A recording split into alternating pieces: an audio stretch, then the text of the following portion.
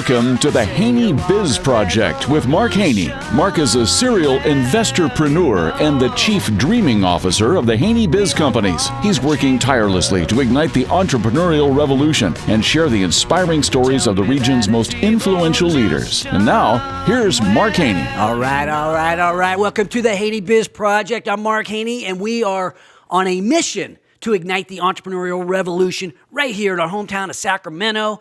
This show is all about telling stories of the most successful leaders in Sacramento. These stories are meant to inspire.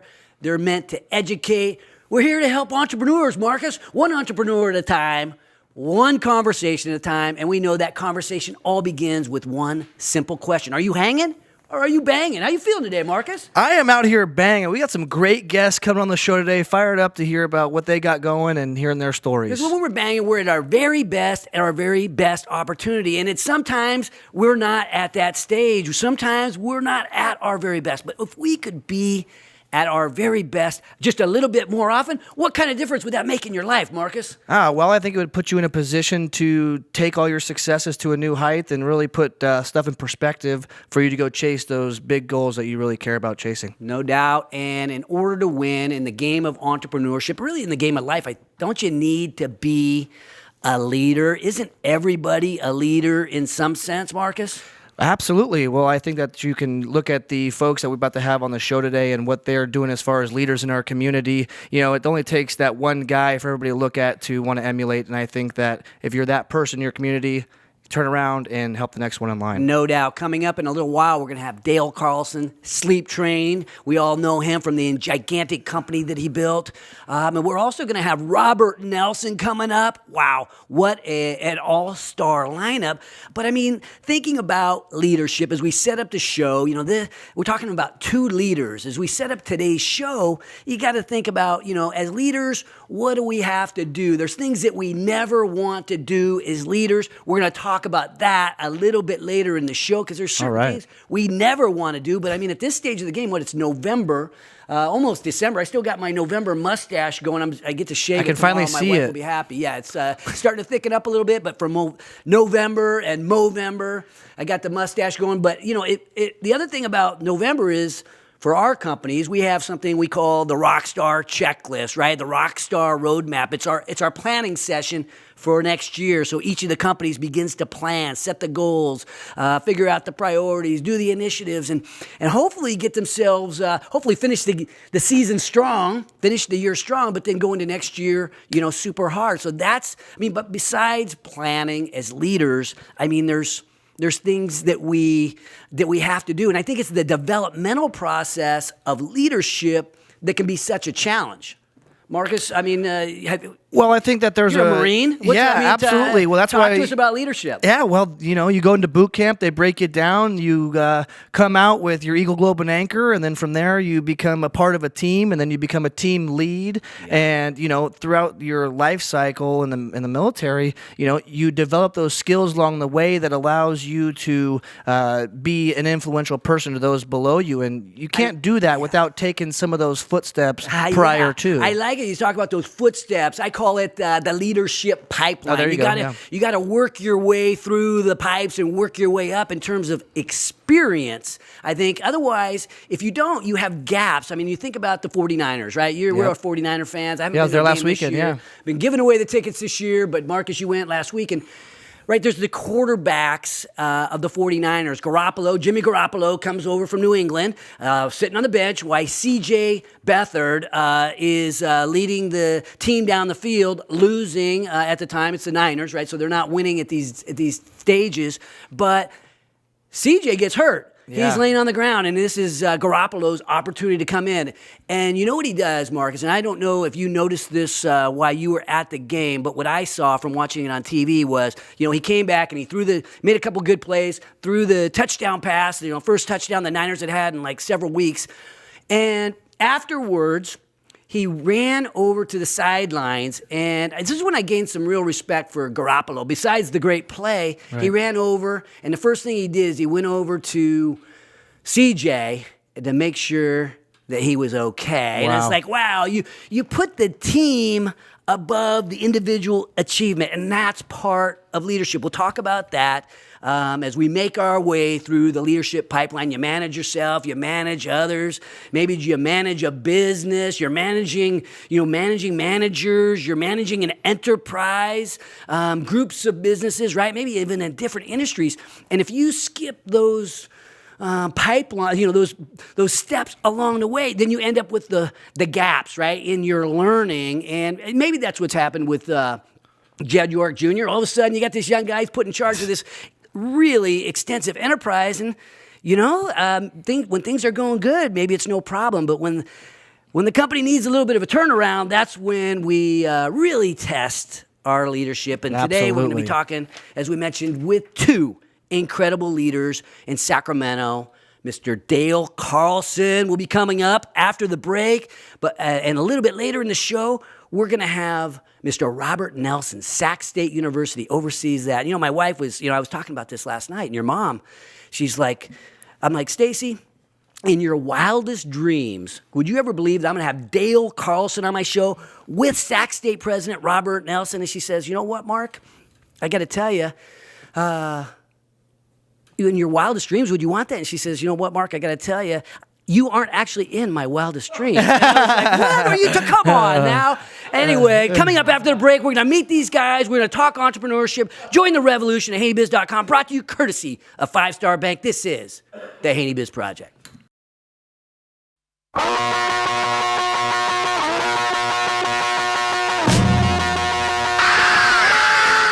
Now, back to the Haney Biz Project with host Mark Haney. All right. Welcome back to the Haney Biz Project, brought to you courtesy of SUNSYSTEM Technology. I'm Mark Haney, and today I have the privilege of being joined by the founder of Sleep Train. Mr. Dale Carlsen is in the house. How you doing, Dale? Good, Mark. How are you doing? Thank you for coming. And we're down here at Mark Tank in Rockland. So you had like a 5-minute drive, 10-minute drive? It's so much easier here in Rockland, huh? With I love this. Like this is great. Right around the corner. South Placer. Okay, so you've had so much success in your life, and we're going to get into some of those stories. But what drives a guy like Dale Carlsen today? Oh, wow. That's a big question, Mark. I got to challenge you. I mean, we don't have guys like Dale Carlsen on this show as often as we would like to. So I got to challenge you on that. Right now it's about what can I do? How can I make a difference? How can I continue to give back? How can I make a difference in the region, make the difference for people I know and so forth? So that's what I'm doing. Yeah, you are doing that. Well, let's go back in history a little bit and talk about when you first started the mattress business. Give us a sense as to what was driving you then. Driving there was, I was young and stupid. No, I just, I saw an opportunity, which is what entrepreneurship is about, right? You see a problem, you want to fix it. And I saw an opportunity. There was a hole in how mattresses were sold and how it was approached to the customers. And I said, I want to do that. I want to change that, and I think I can do it better. Yeah, now when you've merged, obviously, with Mattress Firm, but before that happened, how big did the organization get? We grew to 312 stores in 6 states. Wow. Yeah, so. A handful. We're talking, a leadership today and thinking about, how the lessons learned in building a business. Walk us through what the beginning lessons look like as you launched your business. Was it easy? Did it come together easily? Or was it sort of hard at the beginning? Oh, it was hard. It was hard. I mean, we struggled.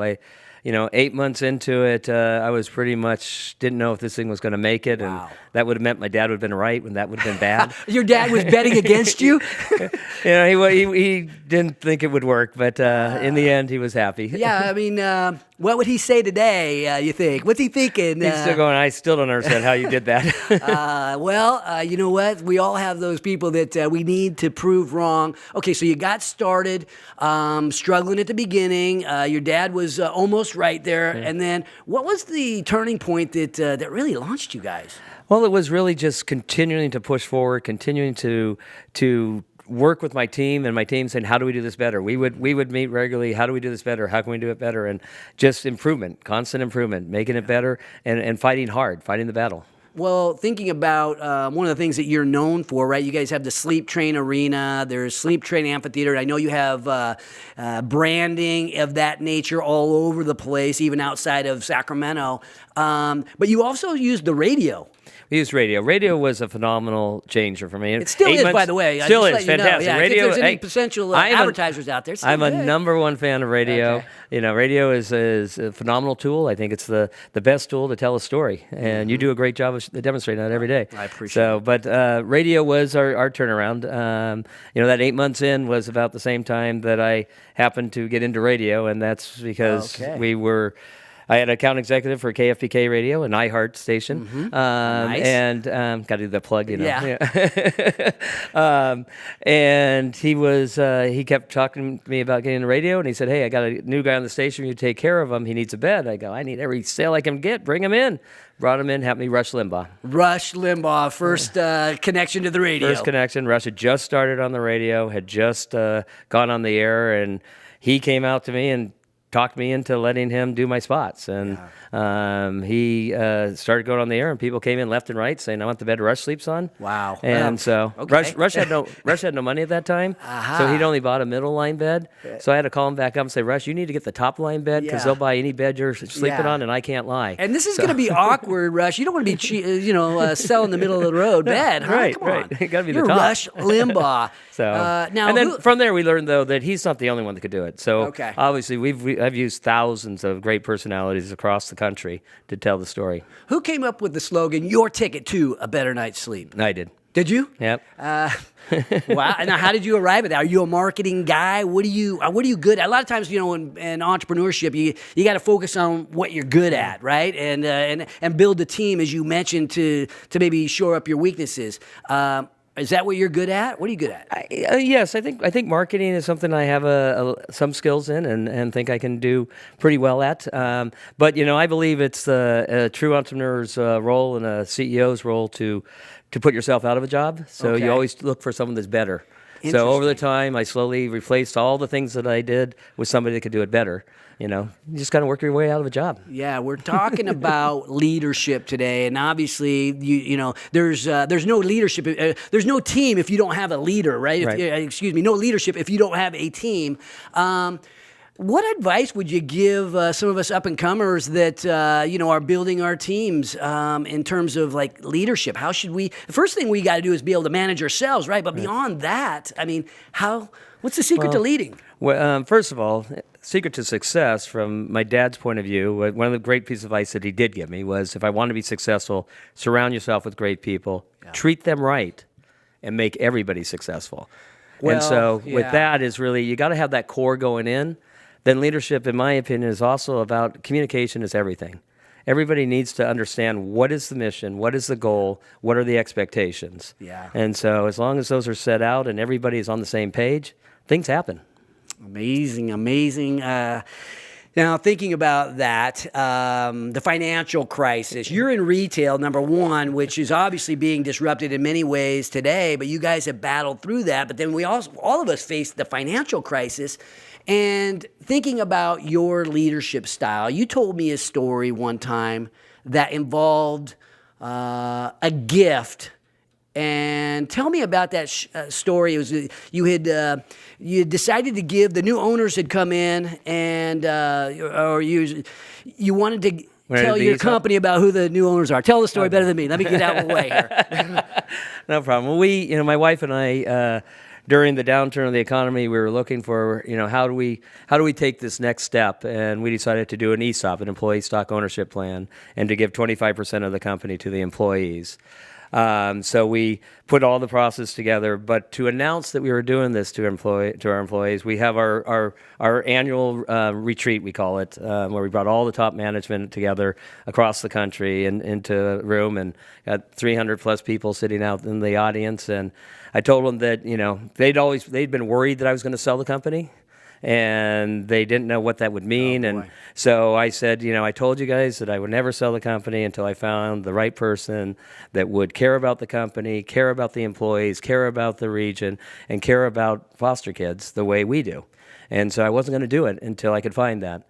And so at that point, I said, these are the new owners couldn't be here all together to be here, but they did send some information, tell you who they are.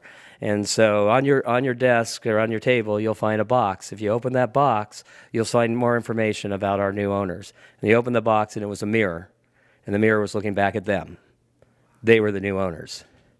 And I saw, given the first part of the speech, I saw people angry, crying, really upset that this was going on. And then they're seeing this, they're going, what do you mean? I don't get it. Then you mean us?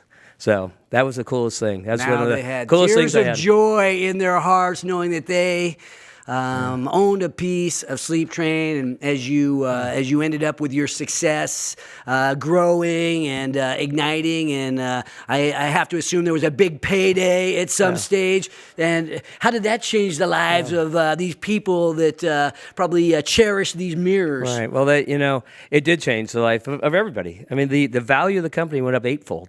Wow. 8 times over the 4-year period that we were an employee-owned company.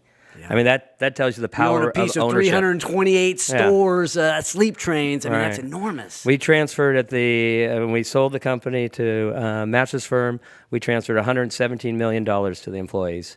Wow. And I've had employees come to me in tears. I've had one young man come to me and said, I just want you to know, you changed my life and you changed my mom's life. I was able to buy her a house because of what you did. And I said, it's not me, it's what you did. You're the one that built the company. Talk about leadership. My goodness, what a story.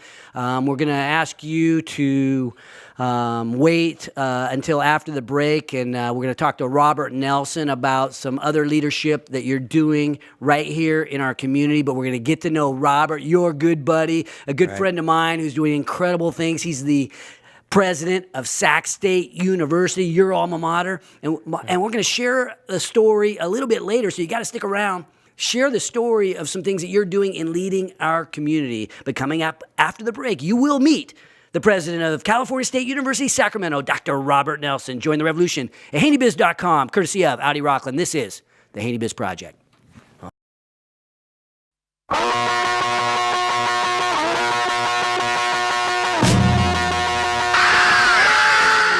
Welcome back to Mark Haney, igniting the entrepreneurial revolution with the Haney Biz Project. Welcome back to the Haney Biz Project, brought to you courtesy of Hub International. I'm Mark Haney, and today I am joined by the president of California State University, Sacramento, Dr. Robert Nelsen. But he said, don't call me doctor, but the doctor is in the house. Robert, how you doing today, buddy? I'm doing great. That was a great segment with Dale Carlsen. Oh, wow. This is like my dream show. 2 studs who make these huge impacts everywhere that they go. What drives Robert Nelsen today? My students. Having Your kids. My students, the kids, having them be successful, watching them grow, watching them change, watching them become entrepreneurs, watching them graduate. Just being with them. They're just amazing. It is, they're tomorrow's leaders, and a lot of those are leading today as well.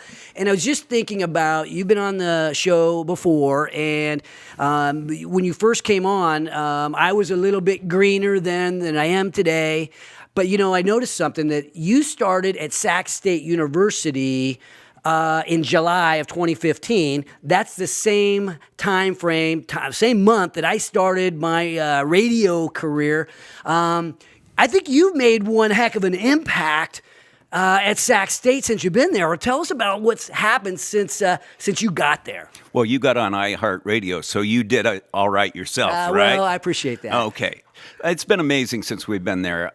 We came and we knew that we had a problem with graduation rates.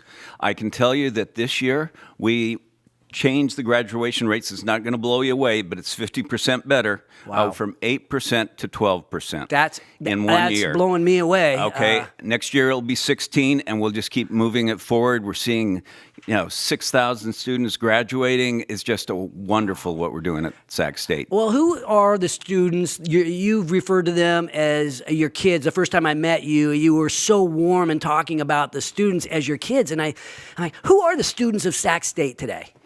Well, you've got to figure that over half of them are first generation. They're the first ones in their family to go to college.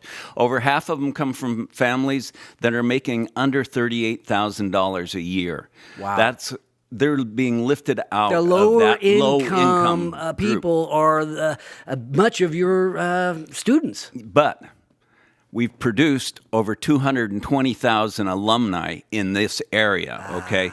So those are the fathers and mothers, and those are the success stories that are out there, and every one of our students is a success story.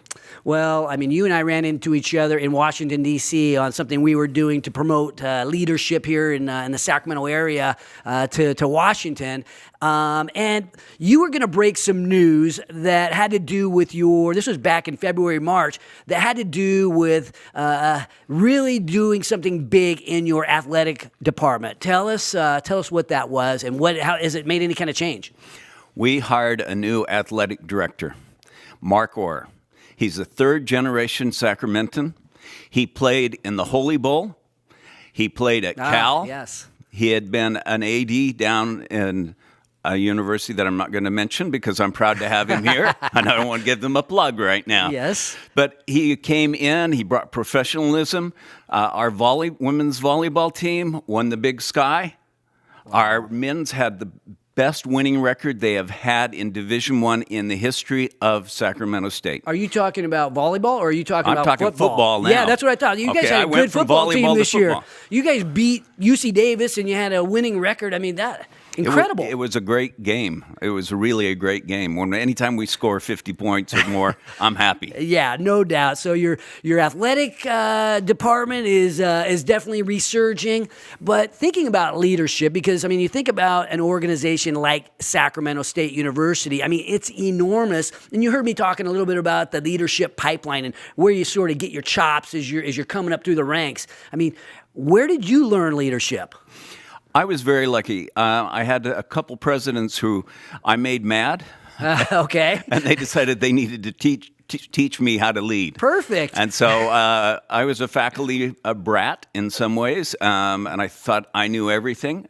And they came along and showed me that I didn't know everything, and they asked me to come under their wing, and it worked. Yeah, so you had some specific people that were mentoring you. What would you say to those people today? Hey, I turned out all right. Look at me now. Just like Dale Carlsen. Dad, how do you like me now, Dad? And that's, so often, I think in life, there's these mentors, there's these people that are in our lives, and we don't know at the time, right? These guys may be mad at you. You don't realize at the time what kind of impact they can make on you. And I have to think that Sac State has that same thing, right? You got your teachers, and then, 10, 20, 30 years later, you're like, you know what? Sac State really made a difference in my life. They do, and that's part of the reason why we have athletics is so we can get them back on campus so that they can be part of the university and part of that. But all the time, we have people who are giving back. I mean, we raised over $26 million this year. Wow. We're doubling the number of scholarships that we give out, and that's because alumni are giving back to Sac State because they care about Sac State. And they believe in Sac State. They know firsthand what kind of difference the right education can make in our lives. And I'm kind of a school hard knocks guy, but I mean, Sac State has done so much for developing leaders in my hometown. I mean, like, how do we say thank you to you? I guess we donate. We write a check. We support the football team, right? I mean, how do we help you? You help us by supporting our students. Anything you can do for them will help. Dale Carlsen made it Sac State, okay? Yeah, that's amazing. That is an important thing to remember. Leaders like he are out there, and they're helping us, and everyone can give back. We just had Giving Tuesday just this week. Mm-hmm. We raised over $300,000. Wow. That's a lot of money. Amazing. Now, first time I met you, the other thing that you told me was that you had 302 meals that you shared with your constituents, your potential donors, if you will. That's a lot in 1 year, right? In 1 year, you tracked the number of meals that you ate out, I assume, or maybe in the cafeteria at the school. But I mean, that's a lot of. I mean, you're a slim guy. You're not a heavy guy. That's a lot of eating. I put on 28 pounds. Okay. Wow. Somebody would say I got a beer gut. It's actually a lunch gut. I mean, that's leading by example. You think about like what goes into becoming a great leader. I mean, one of the things that we hear countless, and you're proof of this, is leading by example, right? You're out there talking to those people who are helping you to build the best school possible. Well, I have to tell Sac State's story. And it's an easy story to tell because you can tell it one student at a time. You can talk about a foster student who has actually gone on and become successful. The other day we had Thanksgiving. We had 7 foster students over there, what we call our guardian scholars. They're going to go on to be leaders because of people like Dale Carlsen, who've given over $250,000 just to the Guardian Scholar Program to help those students come forward. Yeah, and you guys do so much. We talk about building leaders. We talk about turning lives around. The foster kids, a lot of times, they get off to a rocky start, but they can turn it around. And thinking about just what that means in terms of business, right? We're an entrepreneurial show. This show's about helping the next guy in line in terms of entrepreneurship. Talk to us briefly about what's going on in the business world that is really going to shape entrepreneurship at Sac State. Well, the world is changing, okay? The big box realtors, that's not really going to remain the same. Yeah. And it's the small businesses that make a difference, and the small businesses that grow into bigger businesses, and not mom and pop. I'm talking technology. I'm talking arts. I'm talking all of those types of ventures. Doesn't it seem like, and I've felt this from being, having the radio show and being an entrepreneur myself, that entrepreneurship is kind of becoming cool. It's like, what do you want to be when you grow up? You're hearing baseball player, football player. I'd like to be like Dale Carlsen, right? I mean, don't people dream about having their own business and maybe taking a run at becoming something super successful in business? I know students who are now on their 3rd or 4th business that they've created at this point, okay? Wow. It used to be that you took a job and you stayed at that job forever. Now you want to take a job, or you create your own job, and you create another job, and then you create another job, and then you create another job, and you just keep building it and building it. They want to make a difference in this world. They want to have something that they care about. They just don't want to go punch a clock anymore.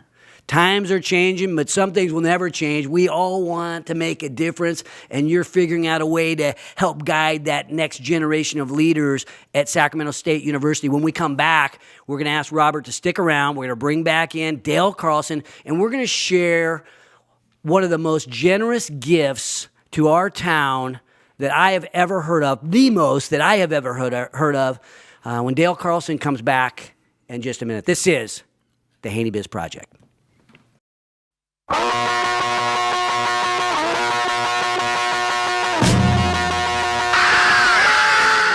And now back to the Haney Biz Project with investorpreneur Mark Haney. Welcome back to the Haney Biz Project, brought to you courtesy of accounting firm Clifton Larson Allen. I'm Mark Haney, and I'm here with Dr. Robert Nelsen of Sac State University, and the Doctor of Entrepreneurship, Mr. Dale Carlsen, is back. And we've been talking about our young people, right? Our students. You're in such an impressionable time in your life when you're in college. Dale, you went to Sac State University. Talk to us about the kind of difference that made in your life. Well, Sac State changed my life. I mean, it was a great opportunity. I had a great experience there and met great people. And, it's because I went to Sac State, I got a job at a mattress factory, and somehow I learned about mattresses. Well, what do you know? Robert, thinking about Dale's story and the up-and-comers they're in your life, right, that are all around you. And you and I were talking about, hey, I'm a C student, and, Dale's more of an A or a B student.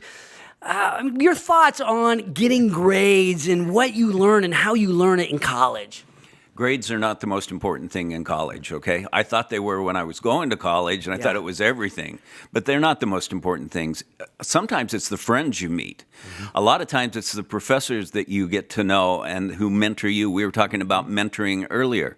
It's really the relationships And it's learning critical thinking. You can't give a grade on critical thinking, okay? That's an impossibility. But you have to learn to think critically. You have to learn to solve problems. That's what an education's about. It's that experience. And you mentioned the word friends. And I think they're so important. Who we are around in our life really shapes our attitudes and who we become, I think, in so many ways. So you're at Sac State University and you're around people who are trying to achieve. But you and Dale Carlsen have become friends, right? You moved into town. Dale and I are like hometown guys. We lived here our whole life. You move into town. You and Dale became friends. And now Dale has decided to help out Sac State University, help out his friend. Talk to us about the help that Dale is now doing at Sac State. I have 6 million reasons to like Dale Carlsen. No, that's not true. I mean, I got a lot of reasons to do it. I met Dale when I first came here. And we started talking about the students, and I was impressed. The reason I talked about the Guardian Scholars, I was impressed at his heart. He talked about leadership. I think the biggest part is leading by your heart. He leads by his heart. Giving back the way he did to his employees is important. Now he's given us a gift of $6 million to establish a Center for Innovation and Entrepreneurship on our campus. Wow. $6 million. That's the largest cash gift that we have ever received at Sacramento State, and it is going to completely change what we're doing. We're creating a center where our students will be actively involved, we'll be incubating businesses, we'll be creating patents. We're going to do some amazing things there, and it's because of Dale and Katie Carlsen. We can't forget Katie. Yes. Now, Dale, thinking about this gift, I met Katie at a charitable organization with you a couple years back, and she told me something that kind of stood out to me. She said, Mark, I really don't care about money. And obviously, and I think she meant my lifestyle and having all the toys and all that a lot of people might dream of. And now you guys are giving $6 million to Sac State University. I mean, what goes into that way of thinking? Where does that philosophy come from? Well, I'm very blessed to be married to a wonderful woman. I mean, she is phenomenal, and she doesn't care about money. She doesn't care about things. She cares about people, cares about giving back, and cares about doing the right thing. And so she's my guiding star, and helps me to make sure that I'm on the right track too. But it is about giving back, and that's our family. That's the way we were raised, and it's how we've raised our kids. Is that the more you help others, the more you can make a difference, and the more it comes back to you. The more you give, the more you get. Yeah. And so we keep getting, so we keep giving. So you're calling it the Dale and Katie Carlsen Center for Innovation and Entrepreneurship. Now, it's a really long name. You're a marketing guy. I mean, why such a long name? What about something like Studs of Sac State, Entrepreneurial Studs of Sac State, or something like really short and sweet? Cool, yeah. It's a long name. It's a long name, and it'll be shortened, trust me. It'll be shortened to probably CCIE, the Carlsen Center for Innovation and Entrepreneurship. Nice. I love it, yeah. So just thinking about this, how are we going to get the word out, right? I think it's important to recognize that this gift is there, but what does that mean to Sac State, and how do we communicate that message of what how Sac State is changing and what that means to the rest of the community? Well, your show's one, but just the whole premise of this also with Robert and I and the Greater Sacramento Economic Council is, how do we change our region? How do we give more opportunity for students right here in our region, for people in our region? And we do that by creating more jobs, by creating more businesses. So the more that we can create here, the more entrepreneurs we can create, the more companies that we can build that find their home here and put their offices and build their products here and do all that. That creates jobs, it creates opportunity, and it grows our region, which is what we really all want to do, right? Yes, and talk to us about the Innovation Center itself, Robert. I mean, what do you envision it looking like? What's the plan at this stage? We're going to reinvent what a library is, because it's actually going to be inside the library. We're taking over a floor. It's floor and a half, actually. I keep saying it's the second floor, but it's the floor and a half. It's over 10,000 square feet, 14,000 square feet. And in there, we've got all of these cubicles where we're going to put entrepreneurs and we're going to have the students working with them to build business plans. We'll have lawyers working with them for patents. We'll have ways to look at their business so that we can scale up their business and be able to work. And then we've got an amazing advisory board. You're on the advisory board, and we'll have you there talking to them so that they can talk to people who have actually had success and know what it means to get over that hump. Too many businesses get started, and then they can't make it over the hump that he talked about at 8 months. And you have to get them there. We will incubate them over that, and they'll be successful, and they will transform Sacramento. You actually envision the businesses themselves being located there in the center, right? So these startups, and the idea is to help these guys grow to a certain size and then hopefully turn them loose to fly. That's exactly right. We want to build them until they're making $1 million. Once they've got $1 million, we'll kick them on out. Yeah, there will be time limits as well, okay? If they aren't making it, then we want somebody else to come in and be able to make it. But we really want to be there to help them. And it'll be a learning experience for our students because we learn by doing, right? Mm-hmm. And so our students will be involved, and our students will be the next generation of entrepreneurs. And some of them are going to have their own companies there. We just had a pitch competition the other day with 6 unbelievable ideas that came forward, one of which has already got $260,000 invested in it. Wow, incredible. It's a soundboard. It's amazing. Incredible. Now, Dale, just thinking about in your shoes, you've got now this task of you're bringing people together to make this thing happen. What's the timing and what's really the vision for success? The vision for success really is when we get it all put together and rolled out and are creating businesses, right? That's what we want to do, and creating opportunities for the students. One of the key factors of the center is that this is a interdisciplinary center. It goes across all 8 campuses, all 8 colleges at University of Sacramento. Okay. Sacramento State. So it's not just the high-tech guys. No, because you know what? It isn't just business. Entrepreneurship isn't just in business. It's in education. It's in social sciences. Mm-hmm. It's in engineering. All these people have an opportunity to do innovation, to do something better. Because that's all, as you know, all entrepreneurship is finding a problem, and then you have a solution. Yes. Right? Well, I mean, we're talking about leadership today too, and this is obviously a very historic moment in time here in Sacramento, and we have to call that leadership. Not only are you leading the entire community in entrepreneurship, but you've brought on a group of the leaders. I mean, Robert mentioned I'm going to be on the advisory board, but you brought out some real studs as well. I mean, who else is on that advisory board? Well, what's so exciting about it is that this region is we're on fire right now. We are growing in every area in our region, and it's because of the people and the heart and the soul and the passion that is here. And so we didn't have to beg anybody to join this. We have all the top names in town and people that know how to do things right, that have said, yes, we will help. We're going to make a difference here, and we're going to change the way we do things. I mean, we were at that, when I walked in, I saw who else was on the advisory board. Kevin Nagel, Lokesh, Sakaria, I could go on and on. Dave Luchetti. I looked at your list of everybody you've interviewed. Everybody, all my buddies that have come on this radio show. It's like, wow, all getting together, converging on Sac State University saying, hey, how do we help the next guy in line? Right. Well, that's it. I think if you talk to every one of them, they said, we want this, we want to help the next guy in line, and we want to give back. And everybody should want to give back to this region. We live in one of the greatest places, really, in the world, right here, and people just don't know it, and we need to grow this region. Robert, go ahead. We're going to have MLS soccer, okay? Yes. It's on its way. Yeah, baby. So that's just one of the things that you see. And it isn't just the Golden One. Golden One is great, but it's all of the companies that you're seeing that are being generated right now.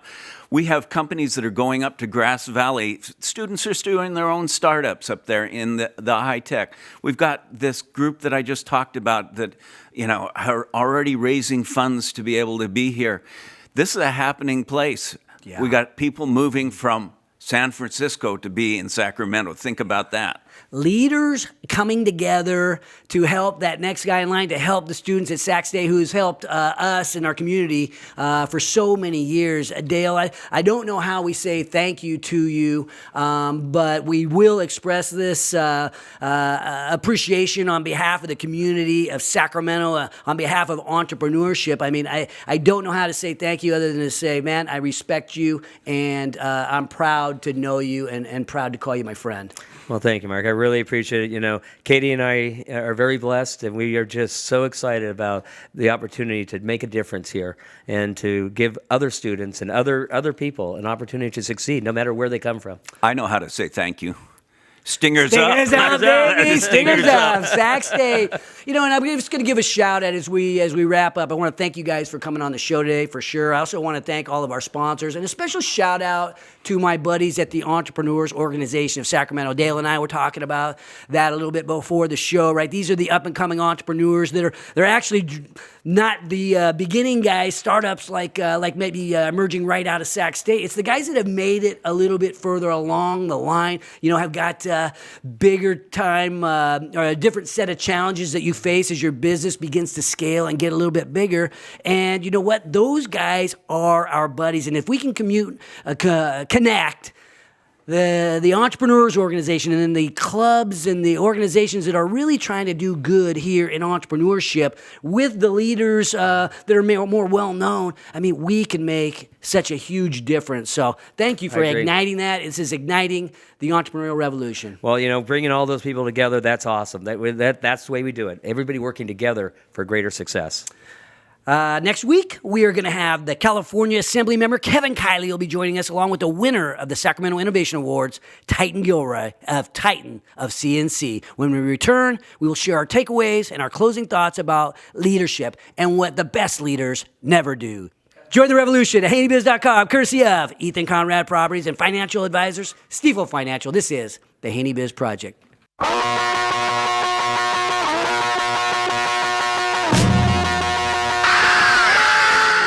Welcome back for Mark's takeaways from today's Haney Biz Project. Welcome back to the Haney Biz Project, brought to you courtesy of Silver's HR. I'm Mark Haney, and we are back here with Marcus Haney. Marcus Haney, we had Dale Carlsen on the show today. We had Robert Nelsen on the show today. We talked about leadership. What are your takeaways? What an amazing show, having an opportunity to listen to these guys that are doing some spectacular things for the next generation in line in our community. That makes me just so thankful for my kids and my family and what's to come for our region. You know, I think you said it during the break that today Sacramento is lucky. Yeah, and leading with gratitude. Dale Carlsen, so appreciative of what he got as a student in Sac State and how it had an influence in his life. Obviously, he went on to build an enormous company based right here in Sacramento. Started right there at Sac State University. And so cool. I mean, I couldn't help but take away the word gratitude. But you know what? He didn't quit, right? Right. Leaders never quit, right? There's three things that I think leaders should never do, and I think they never quit. Leaders never quit. I mean, we hear 9 out of 10 startups fail, but you know, you don't have to quit. You don't have to go all the way out of business. You don't have to quit. It sometimes is tough out there in the world of entrepreneurship, but leaders never quit. Leaders never blame, right? Leaders. We talked at the beginning of the show about Garoppolo, right? And you know how he and CJ and we can't point fingers at one another when things aren't going well, and a lot of times it doesn't go well. And you know, I am perfect proof of that. I have had my share of challenges in my life, but leaders, they never put the individual above the team, and I think that's what we saw with Garoppolo in the Niner game, and I think that's what we saw when Dale Carlsen shared his story of the mirror and how he gave this mirror as he handed out ownership to his company or to his employees. And it's like, man, if we put the company and the team above the individual goals, I mean, we have so much more chance to be successful. And I love the stories that we heard today. I think we had role models here today. and just thinking, I went through the school of hard knocks, right? I can remember, making some bad leadership decisions, right? We talk about the leadership pipeline, right? Sometimes it's just learning how to get out of your own way, right? And then you start helping other people, leading other people, managing managers, managing businesses, managing groups of businesses. These things present challenges, and I learned through the hard knocks of, I had a situation where we were put in a world of hurt when I had like 25 people leave our company. I'm in my early 30s. We had grown our security camera business and had all my video stores, and but I hadn't grown into the leader that I had needed to become because, I'm managing multiple companies, and I feel like it was a little bit of a jump for me when we all of a sudden acquired this new entity, and I hadn't made it through the pipeline of learning how to manage a sales force. And, we grew from all the video stores, we grew from 0 or 3 million ish with the video stores. And then, all of a sudden we're 35 million, but we weren't making any money, which was,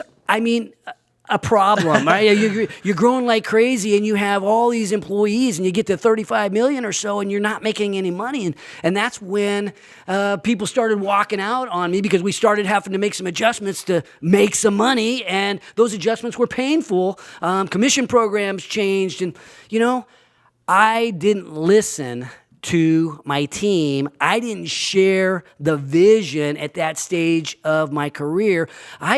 I didn't know, I had missed some steps in the pipeline, and, maybe I didn't even put my team, they didn't understand why, right? My team didn't understand why we were making these changes, and that was my lack of communication. And we talked about that today on the show. So just thinking about what we can learn at Sac State. We can learn a lot by the people we're around, but learning by being in the game, learning by experiences. Those are the kinds of experiences, that you can only learn. And so you think about the Niners, I think Jed York Jr. may have missed a few steps as he got put in charge of an organization as large as the Niners. But you know what? We have to continue to work through those pipelines, or we're going to miss a step, but we have to regroup. It's not the end of the world if you had a fast descent and had to learn fast. That's when that failure comes out. You start making some mistakes and you regroup because you never quit. So just a shout out to the entrepreneurs here of Sacramento, to the guys that are driving hometown patriotism. A specific thanks to Dale Carlsen, Robert Nelsen, two men who always share the credit for their success. To all those fighting the good fight for our freedom, our security, and our way of life. To all those that fight for those 13 stripes and those 50 stars. And the one big American team always worth fighting for, yours. Never above you, never below you. Always by your side.